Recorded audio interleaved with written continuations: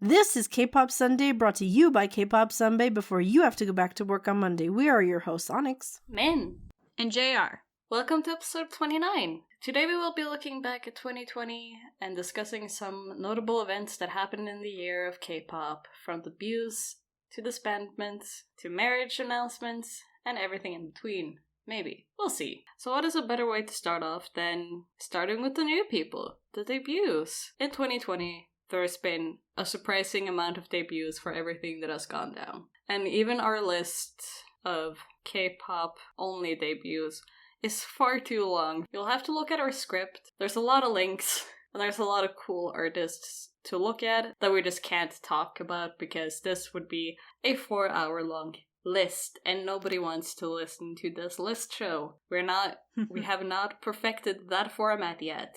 But a good place to start is probably the most anticipated every year. What SM, YG, JYP, and to some degree Big Hit debuted this year. First on chopping block we have SM, who gave us the girl group aespa, who debuted very recently, November 17th. And as far as I know, they are supposed to be an interactive girl group in the way of having 3D characters of themselves. It's a very weird concept. What do you guys think of aespa? I think, because Red Velvet was the last girl group they debuted, correct? Yes. Yeah. It's definitely a divergence from that. I personally wasn't too impressed with their debut song, but I'm not gonna entirely write them off because of their first song. But yeah, I think I was expecting a little bit more from them, and it didn't feel like an SM release, if that makes sense. It felt like they were trying to step out of their box, which isn't bad necessarily, but I also didn't like the song, so there's that. But also there's been a lot of discourse on the whole AI element of it and how the fact that they are giving them these perfect, essentially immortal versions of themselves, it could bring a lot of bad things along with it. But I guess that's a discussion for another time if we were to do something a bit more in depth on them. But yeah, I was just kind of on the whole thing. But there's still a lot, I'm sure, that they have to show, so I'm not gonna write them off just yet. For me, I think it depends on what happens next, because it can go either one of two ways. I think that either they're going to keep this up, and then if they lose members, they'll be like, it's okay because we have their mascots, or they'll dump it because people are going to get fed up with it. Kind of like how with a lot of bands in 2012, how they had a sort of mascot, and then they dropped it at a certain point. But I also think that it could be that it depends on if we get more members. Because considering the NCT model, if they decide to use that for girl groups, that would also make it really different, I think. But SM tends to treat girl groups very differently than boy groups, so I think it really just depends on what happens next. What is SM's next move? And we might not find out what the long-term strategy or what this group will develop as for another 2 years, which that tends to be the trend with a lot of groups from SM especially, where it's don't just look at the first 1 to 2 years, look past that, because that will more be when they're more settled, and then we'll know what they're going to go with moving forward. Yeah.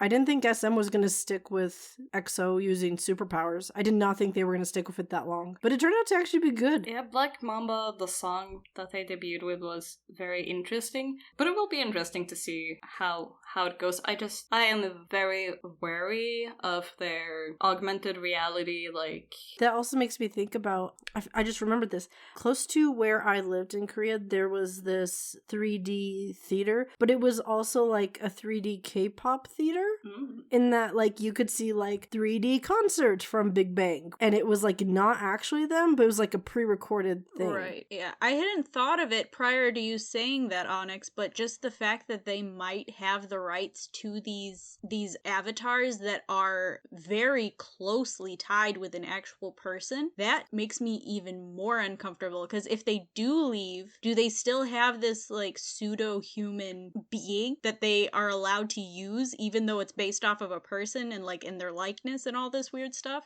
Because obviously I'm not saying that their AIs are direct representations of the girls, but at the same time they're a bit too linked, in my opinion. At least given how they've been talking about it, I don't know exactly how they plan to utilize their avatars. I don't like the idea of them being able to use it even after they leave, the idea of that is very uncomfortable.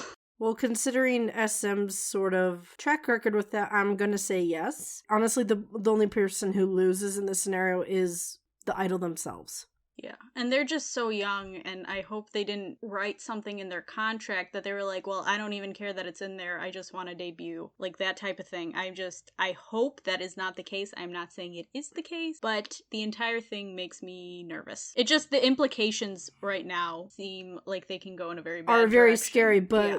At this point, though, there have been other things that SM and other companies have put forward that were very startling, but then they ended up not actually using them. Honestly, I think it's just like a time thing where like we just need to wait and see what they do. Then let's jump over to one of the more, I wouldn't say disappointing, but JYP Entertainment did not actually give us any K-pop groups this year. They only debuted the Japanese pop group NCU, who had their official debut on December 2nd. They had a pre-release track earlier because there was a TV show related with them, as there is with a lot of pop acts. But this group in particular is mainly focused on Japan, even though their name is written in Korean in their YouTube music videos. The songs are mainly promoted to Japan. They're in Japanese. They're cute though. They're very JYP. I like their music. Yeah. Also, I was kind of surprised that JYP went forward and did a J-pop group, because considering some of the people that are technically under him, I'm kind of surprised of how diverse he gets sometimes, because he doesn't promote them, usually. Like, when's the last time you heard anything about Boy Story? Oh, no. Never heard of them. That's the, like, basically, like, kids that he debuted in, like, China. I wonder if he did this, though, because of how well Twice has done in Japan. Well, that's what I was thinking, and also, like, there's been a rise of idols from Japan lately. Like Utah, consider the members of Twice, yeah. Which is good. But it's just interesting to me how JYP is spreading his artists and where he's sending them. Because I feel like SM has gotten into a pattern of Korea first, China at some point, US, and then Japan has not been... Like, they'll send people to Japan, but I don't feel like it was as big of a deal as it used to be. There's a bigger market, I feel like, in China for music now. Yeah. Because I feel like there's more demand, There's more demand for outside music, and that's also the reason why they've been, like, getting more idols from that area or idols who can speak the language, but still. It's interesting. I do hope NCU, however this group works, that they end up having a Korean debut, just because I think they would be fun. Currently they're very cute, bubbly, cute, but it will be interesting to see where they go from here. Then we have the wild card of the big three, which is YG, who finally let Treasure out of their dungeons, and who debuted on August 7th with a single Boy. The short story of Treasure is basically they were on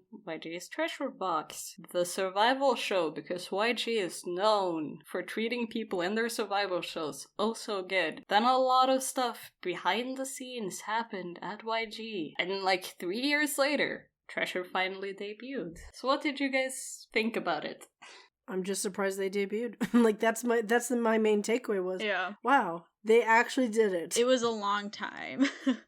It was a long time, because with these project groups or groups that come out of shows, it's usually around, I would say, 3 months from the end of the show to their debut. That space, between is taken for recording the audio and recording the music video and recording the reality show and all that stuff. But between the end of the show and their debut, it was a long time. So people were also wondering if they were even going to debut, and I think they even had members leave, or at least one member, I think, left before they debuted. Anyway, it was a very long time between the show and their actual debut, which was interesting because YG fulfilled a promise, even if it took a while. To me, their single, Boy, not very memorable, but again, it's their debut. Hopefully they'll have more releases than Blackpink. They're a boy group, so they probably will have more. Can only wait and see. That's not us just being bitter, it's the truth.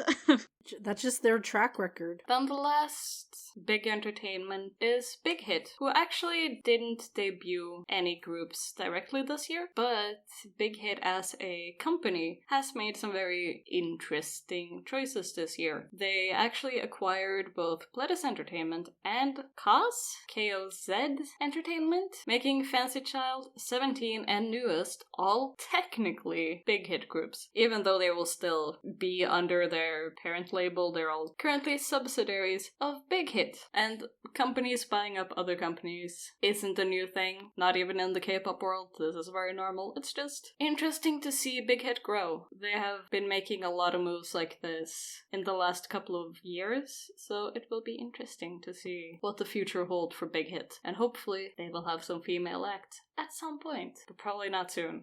Over to a bit more trends that we saw in this year of K-pop debuts. So we're gonna talk about X1 later, but a lot of former members of X1 debuted either solo, in their own groups, parts of other groups. Just look through male K-pop groups and there's almost a 50-50 chance that you will find a former X1 member in at least the bigger entertainment ones. Yeah. I know we've talked about acronyms at some point. Acronyms are surprisingly still going strong. This year, there have been more boy groups that have debuted with acronyms like DKB, MCND, 2 different groups. I know it's just letters. I don't know how to say them. UNVS, which in my brain is pronounced universe, which is probably wrong, but that's just how I read that collection of letters. And of course, the easy to search group 2.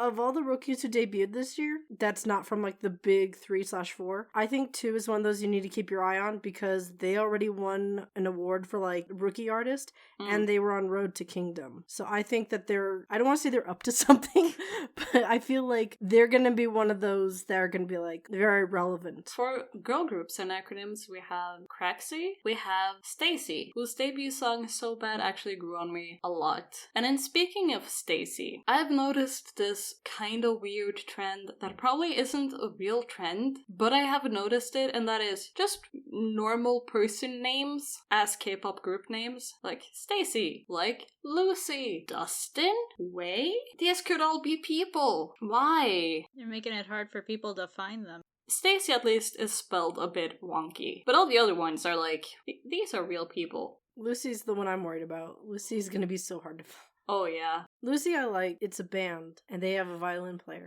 I also appreciate Dustin's just grind, because they're from a really tiny entertainment. It's called LPA Entertainment. And it's that entertainment's very first boy group, and their only other active groups haven't really been active for a while. So then Dustin debuting, and also debuting their subunit Dustin On almost half a year after the main group's debut. That's pretty intense. I wish the best for them. Also, Bay 173. Yes. Those are gonna be big players. Because didn't they have people from X1? Because yes. I know that they had the duo first, H&D Soul, and then they did Bay 173. So I think those are gonna be another... I'm trying to make predictions now of what groups like we're gonna see more of in the future. So I think Bay 173. And also, like, I don't know what to think about this, but I really liked Ghost 9. They're in the same company as Norajo. And y'all know how much I love my Norajo. So I'm hoping Ghost 9 does well. Speaking of subunits, we also saw a couple of bigger subunits debut this year. I'm always a bit weird about when a subunit releases their song, if it is a true debut or not, but that doesn't really matter. Batube for You, or B2B for You, came out this year. Yeah, it wasn't my favorite song of theirs, but it was really nice to see at least the Discharge members back together with Peniel. But he was without his members for a while. So it was nice to see them back with him, because for those of you who don't know, he's originally from Illinois in the States. But yeah, also, I can't believe they let Changsub's tattoos show, because I'm pretty sure those were real. That was very surprising to me. Yeah, it was a nice video. Not my favorite song, but still good. Yeah. Then we also had Irene and Solgi of Red Velvet debut as Irene and Solgi of Red Velvet. A very creative name giving right there. I personally didn't enjoy Monster, but when Naughty dropped, I was so here for it. It's so good. I I really hope they will continue to make music. Yeah, I didn't see anything else that came out after that, so maybe I would have liked the other one too. I could take a look at it, I guess. Very recently we have NCT 2020. I will call them a subunit. We're just gonna have like a mini release where we explain the concept of NCT. NCT 2018, I loved everything on that. Coming into NCT 2020, I was excited for it, but From Home, I think From Home is what it's called. That was so far the only thing that really stood out to me. I really liked how they let the foreign members sing in their native language. I found that very touching. But otherwise, Make-A-Wish was okay, 90s Love was okay. I just watched Residence. I didn't like all of the outfits. I need to watch it again to really listen to it, because I know they took parts of the other songs and they put it in, which I like the concept of. But overall, it is not as good as NCT 2018 in my opinion, which is unfortunate. But I still have to watch some of the other videos. I'm not very on top of things when it comes to NCT 2020. I wanted to follow it a bit more closely, but it just hasn't happened yet. So from what I've seen, I am a little bit disappointed. I liked all the interactions. To close out our section about debuts, there has been a lot of debuts this year, and a lot of very small companies have been putting out groups, so we just wanted to mention some. So my favorite debut this year, shockingly enough, was Precious. This is a girl group from UMI Entertainment, a very small company, I believe. But I love the music video for Bebe because it was like a girl gang or like a magic girl gang. So I was very excited. This was a very fun music video. So I do highly recommend Precious Bebe. And if you like girl groups and you want to see a duo, I'd highly recommend Kimbo, which is made up of former Spica members. They're currently under RLine Entertainment. Then we have Checkmate, the only co-ed group that is a quote-unquote true K-pop group. There was a couple of other co-ed acts that debuted this year, but none of them fit into the K-pop mold with having a debut stage and being pop music. But anyway, Checkmate's Drum. It's an interesting debut. I hope they continue. They're currently the only group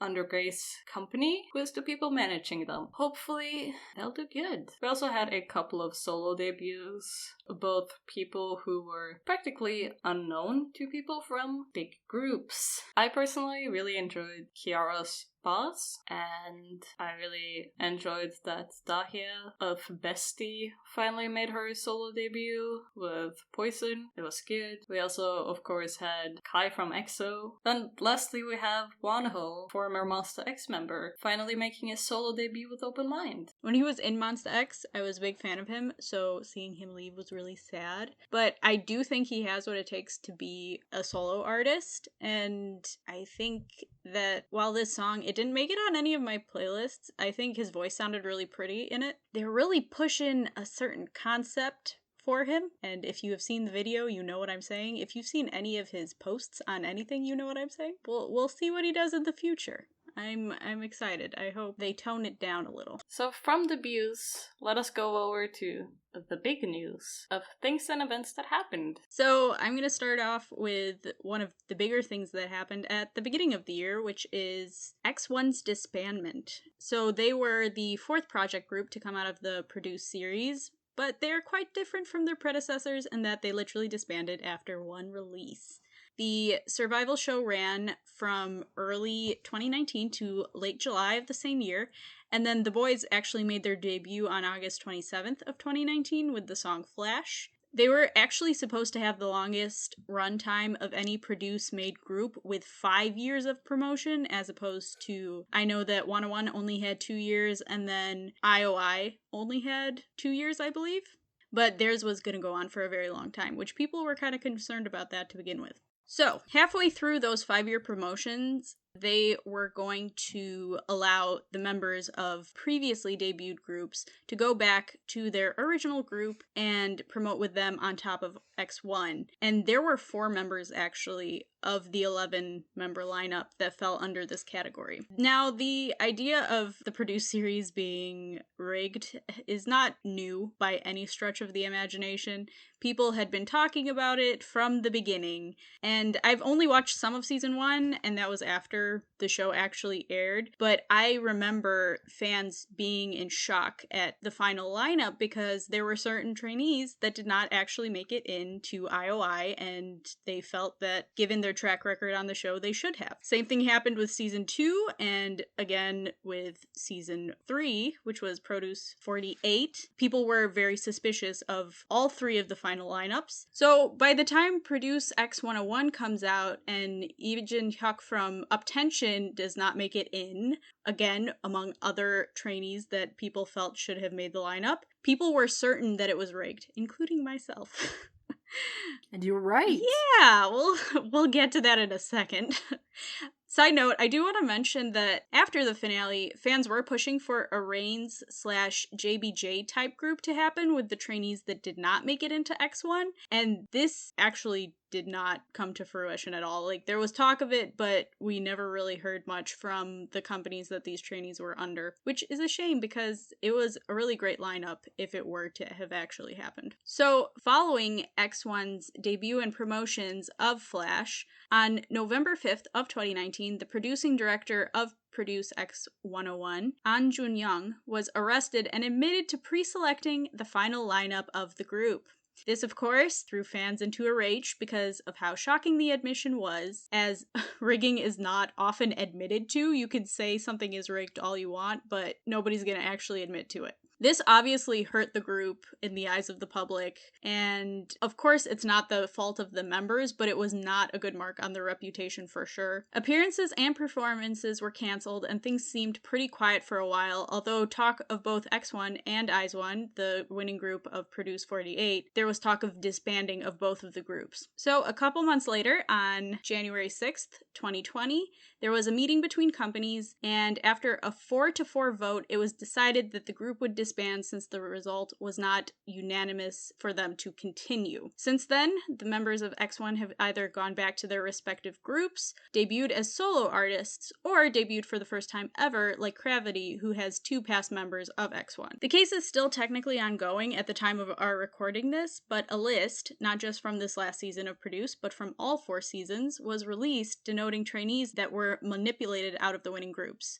I was a big fan of Lee Jin-hyuk, and he was actually supposed to debut, so I was pretty upset about that, even after the actual finale, but even more so, seeing that he was supposed to be in the group. But he did go on to make his acting debut this year, so I'm not too mad about it, because if he was in the group and everything happened normally and none of this came out, he probably would not have debuted as an actor. So some good came out of it, but there was still a lot of bad. So also this year, Park Kyung made an accusation that there were artists who were manipulating charts, trying to make themselves look like they were doing much better than they actually were. He listed some names, but he never backed it up with evidence.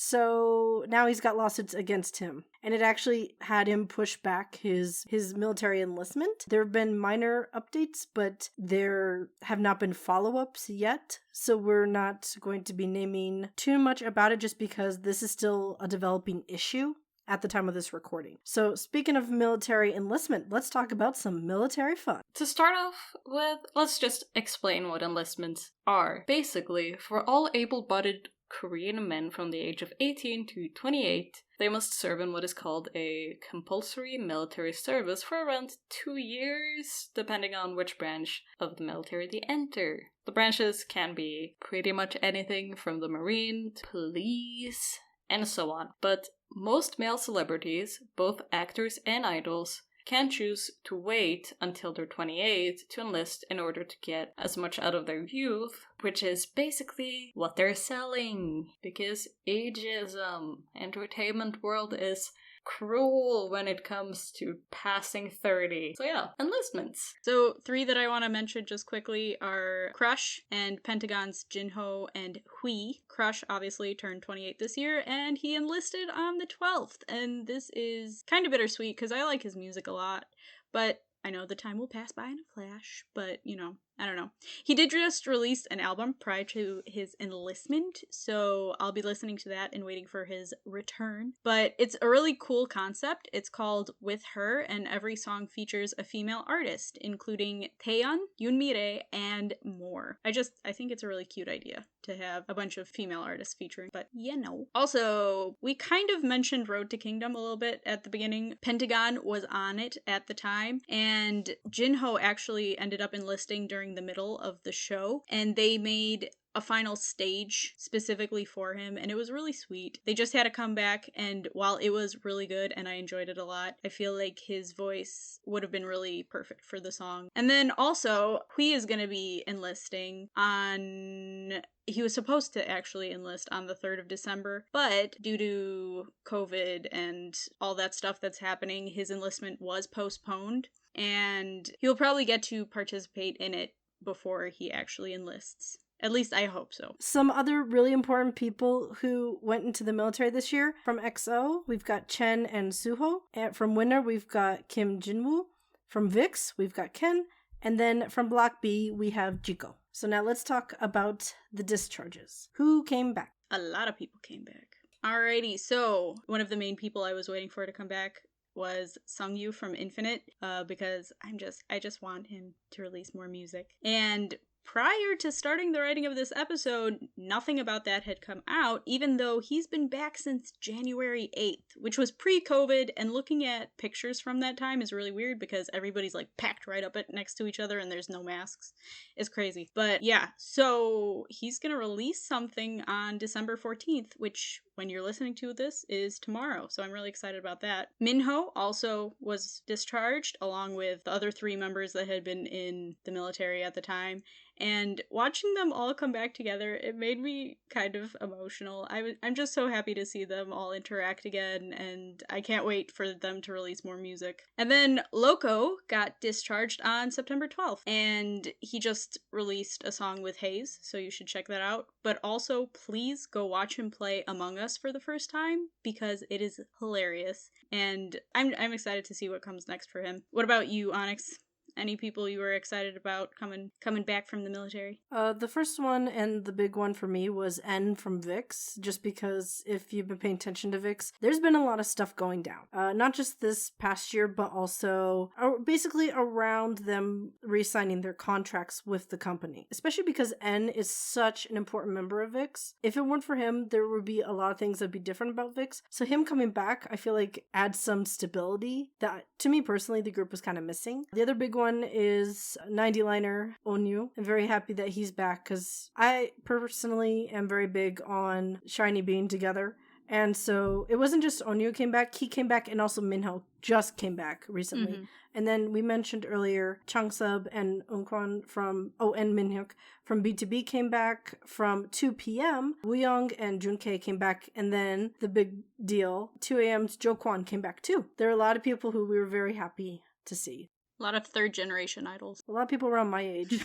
It's like the 1 year I was in Korea, they were all gone. Now they're all back. Well, they come back early as soon as I leave. So another thing that happened this year is that Boa had her 20th anniversary, which is insane. And if you're not very familiar with Boa and you're like, 20th anniversary? She must be so old. She really isn't. She turned 33 this year, meaning she debuted at the very young age of 13. And she's been an entertainer for 20 years now. That's insane. And also, like, people really write her off as being old. Like, I remember when she was doing Camouflage, she was like, I know I'm an older artist coming back, and it's like, you're not that old. She's a bit older than me, but not that much. So it was just kind of like, how dare. Again, ageism.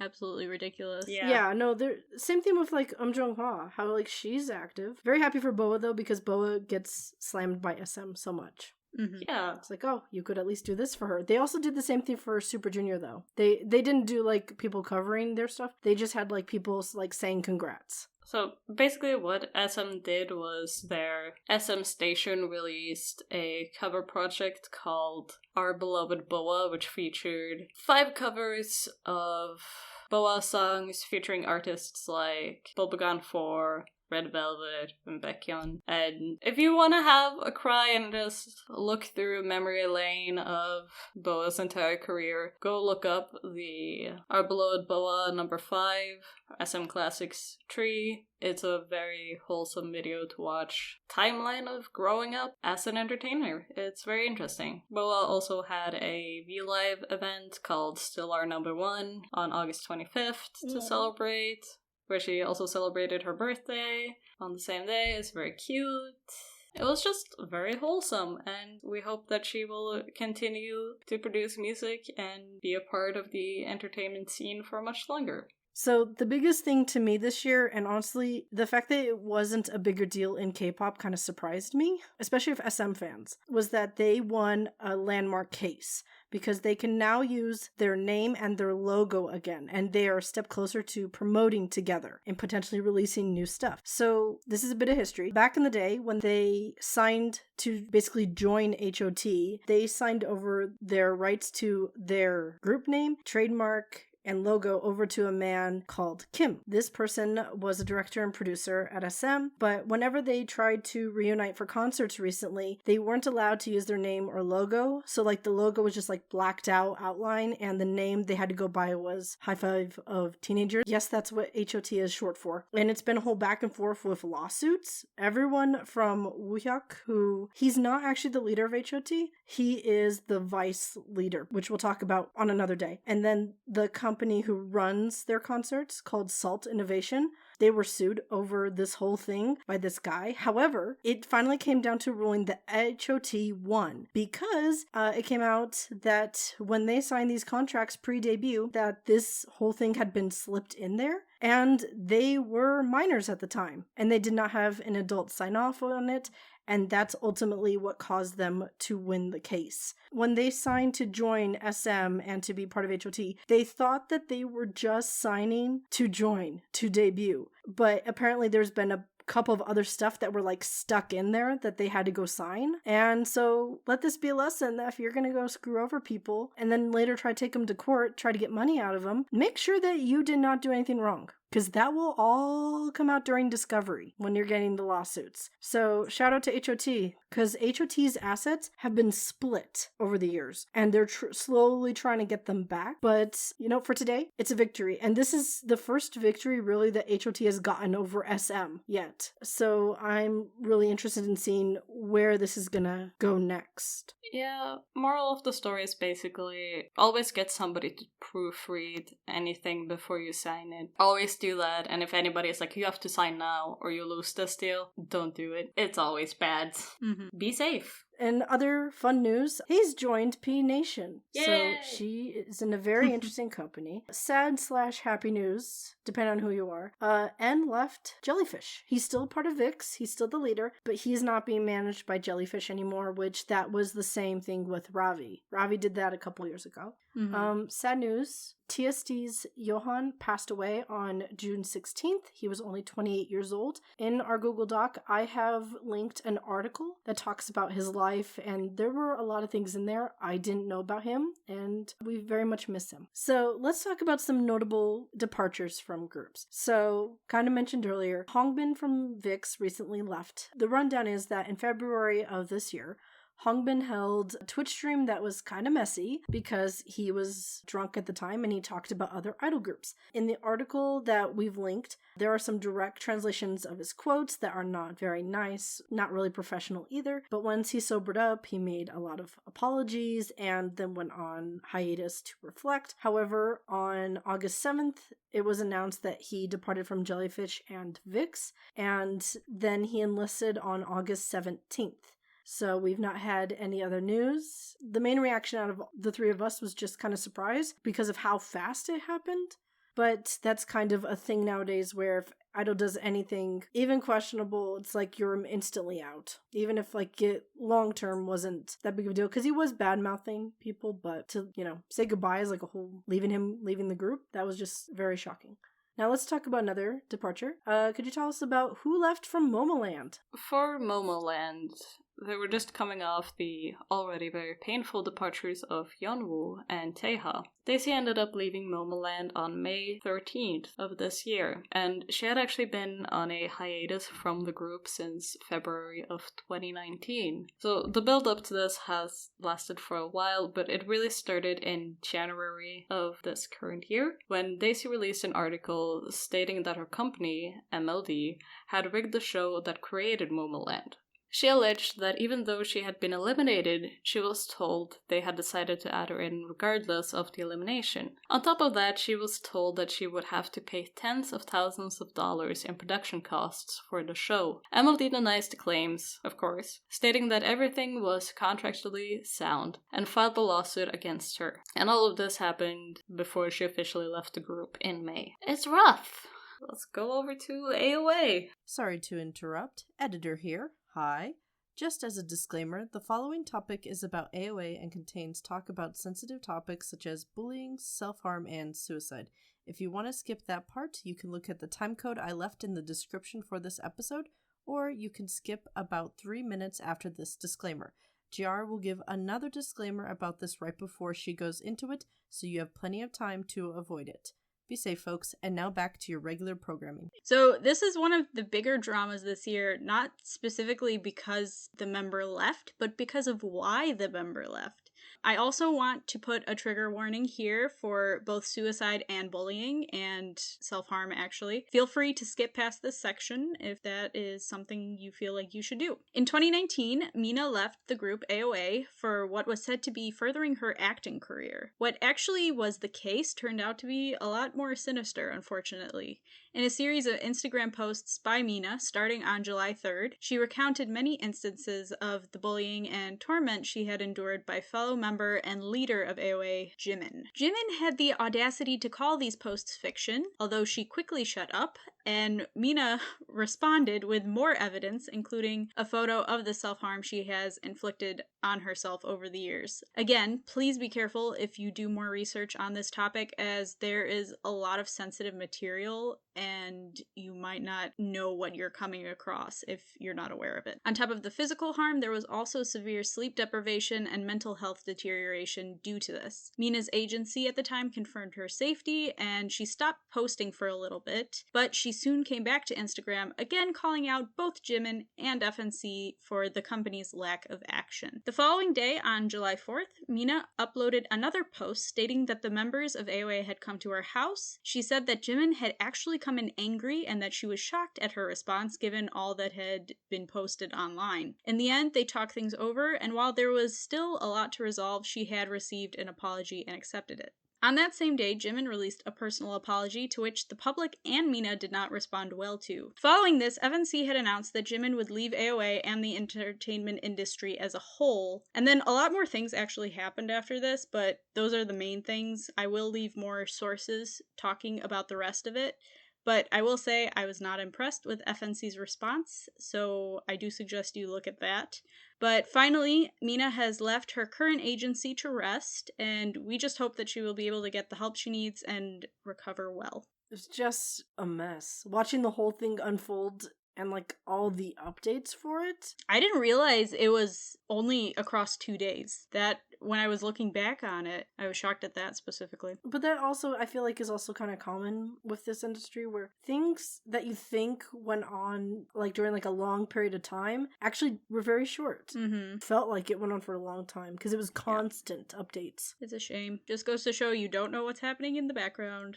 Yeah, it was a sad situation all around. So let's jump over to something a bit less devastating.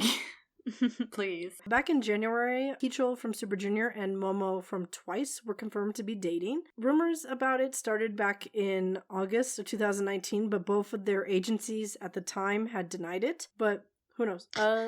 Then on January 12th, it says a lie, and all I could think of was, how many times have there been like rumors of idols dating? They're like, I wasn't dating him. They're like, now I'm thinking about it. I wasn't before. Like, I think that'd be kind of funny. Like, how many idols went, I hadn't even I never even met him. And then also, It was kind of shocking, but pretty fun. Chen from EXO. He ended up marrying a non-celebrity person, and he now has a daughter, so shout out to him. Junjin from Shinhwa. He got married to a non-celebrity. He's the second person from that group to get married. You don't usually see people from first gen getting married and multiple group members doing that, so that's exciting. Changmin from TVXQ, he's marrying a non-celebrity. The date had to be pushed back because of the virus, but still pretty cool. And then for dating news though, Ryowook from Super Junior and Ari from Tahiti were dating, so shout out to all them. That was something happy and nice and fun. People love it. Now let's talk about something sad, because that's what we do here. Let's talk about disbandments. Woo! So, if you've been in the K-pop fandom for any amount of time, you will know that disbandments are not an uncommon thing. But, unfortunately this year, a lot of smaller groups disbanded due to financial strain, and a lot of that was caused due to the pandemic. A lot of these groups, unfortunately, did not have the funding to continue on. So, why don't you guys talk about a few that were notable to you? For me, the first one that was notable was Spectrum. They only lasted 2 years, and the reason why this disbandment was so shocking to me was that their debut was so good. That the fact that they didn't have the momentum to keep going out of all the groups that made it or didn't make it this year, that was one of the most disappointing ones for me. Also, Mask didn't surprise me about the disbandment because they lasted for 4 years, had 3 singles, but there was constant drama around the group, constantly like members having issues, and it was, if you've heard about some of that stuff, like you won't be surprised, but still hearing that they disbanded surprised me. The other one that surprised me was Neon Punch. The fact that they only lasted about 2-ish years and had about 2 singles, even though like when they were at like debut and pre-debut, people were talking about what a big deal they were going to be. And then just, it felt like their disbandment came out of the blue. Those were the 3 that really hit me. So, Min, I know you had some. Yeah, the one that really fascinated me was Daydream. This is a bit confusing because there was a girl group in 2016 who debuted called Daydream. This is not the same group. This Daydream we're talking about now debuted in February of 2020 under Great Company. Their debut song was actually pretty good, but the group itself had a lot of inconsistencies and hardships since pre-debut, and there hasn't actually been an official statement from their company saying that the group has disbanded, but the most recent tweet from the Daydream Twitter account, as per this recording, basically just states that some of the members have left the group, and then the Twitter has been quiet since April. It's not great, and one of the former members basically posted on her Instagram that, hey, this is basically over. It was a good one. We had fun. But interestingly enough, on the Daydream official Instagram page, there are only 2 pictures as of recording this episode, meaning either their Instagram was wiped at some point, or they were just really bad at using Instagram. Could be either. But their most recent Instagram picture is basically 2 producers working on a song. Who knows what is happening, but it basically, Daydream is over. Hopefully all of the girls who was in it go on to make better things and hopefully end up in better groups and better companies. The song was really good that they released. Like, the music video wasn't good, but I liked the song. And also looking at the comments, a lot of other people agreed. They're like, these outfits, this music video, no thank you. This song, it should be moved somewhere else. Yeah. So another group that's notable that disbanded this year was 1THE9. They broke up on July 27th. They lasted about a year and 5 months, but they did release a Goodbye mini album and a single called Count. This disbandment actually makes sense because they were a project group from the survival competition called Under 19. So while it's still sad that they ended up breaking up, it was inevitable. 2 other girl groups that ended up disbanding. The first one I want to talk about is Hinapia. I think it's pronounced. It's an interesting name, that's for sure. They only actually had one release and lasted less than a year because they debuted in August. They also, I want to mention some of their members. I'm pretty sure they're a smaller group. They had like 5 members. They consisted of some former Priston members, so a lot of people were excited to see the girls back together, but unfortunately they didn't last that long. And then finally, the last girl group I want to talk about is I Love. It's assumed that the group disbanded after some controversies and members leaving, but no official statement has been made, and that often happens, unfortunately, with K-pop. You like a group, and then they go radio silent, and you never hear from their company again, so that's unfortunate for sure. Our final section of this episode is about quarantine songs and COVID charity songs. So, do you guys want to talk about that quick before wrapping up? Yeah, so basically since this episode is running very long, today's song of the day will be Quarantine Edition, with songs released in the quarantine. The first one I want to mention is Bumpkey's COVID-19. It's great. Yeah, I think he won quarantine. Like, he did it right. Yeah. I feel like a lot of people did not do well under quarantine, but you guys need to watch this music video because I don't know how to say, like, he did it right, but if, like, there was a competition for who came the best out of quarantine, I think he won. He's having a better time than everyone else this year. Next up would be the Millenniatia Project. It's such a weird name. It's like Millennia mixed with Asia, whatever. The song Be the Future. It's a charity single which features Intuit, Dreamcatcher, Alexa, and some others. It's very interesting. There's a lot of charity songs going on this year, but it's surprisingly one of my favorites.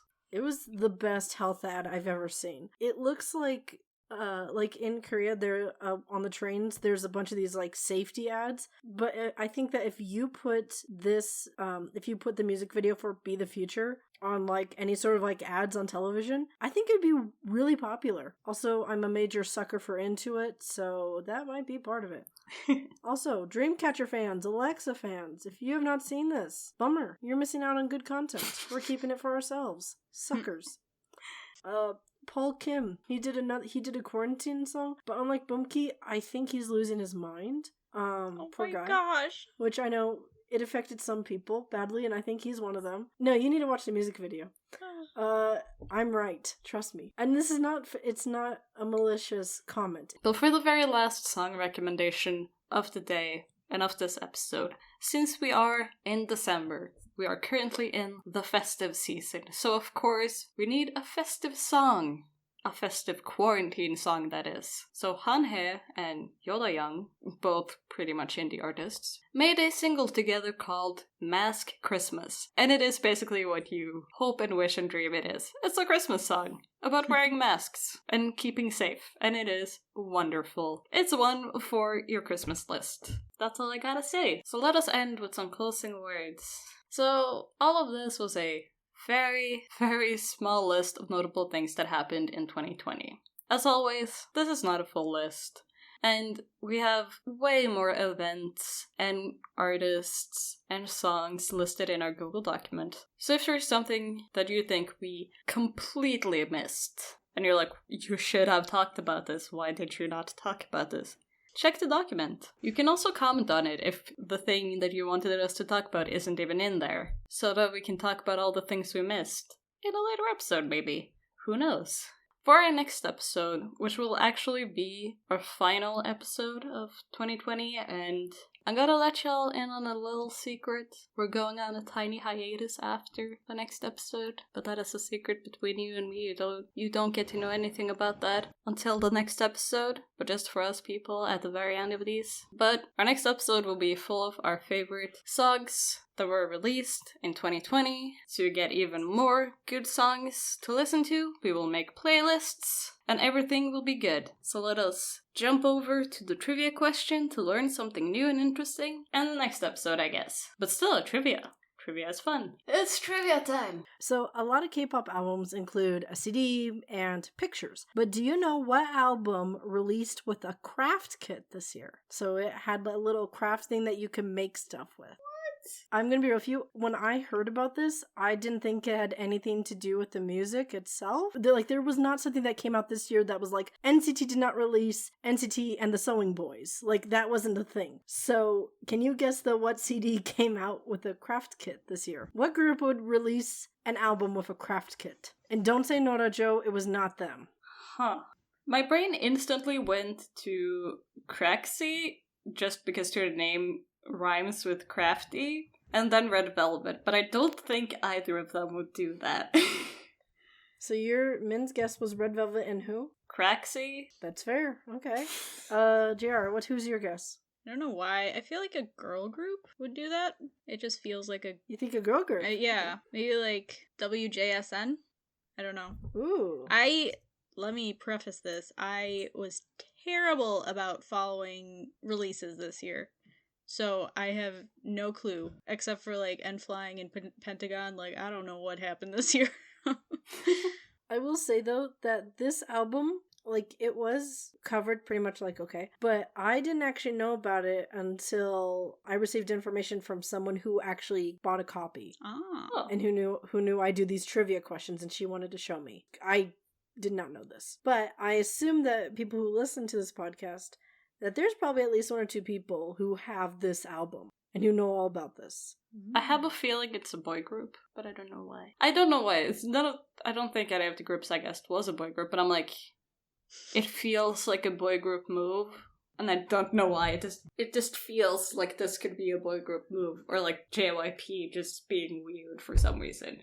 Don't trust me, I am sleep deprived. Okay, so those are your guesses. Very interesting guesses. So if you know about this, or if you want to know about this, you need to keep up. Follow the next episode, where we will give you the answer. Thank you for listening. If you enjoyed the episode, then please make sure to rate, subscribe, follow, and tell your friends about us. If you want to interact with us, or just see more of our content, then you can follow us on Twitter at KpopSunbaze, or on our other social media platforms, which will be in the description. Also, don't forget that our final episode of the year comes out on December 29th, 2020. Thanks, everyone. Bye. Bye. Annyeong.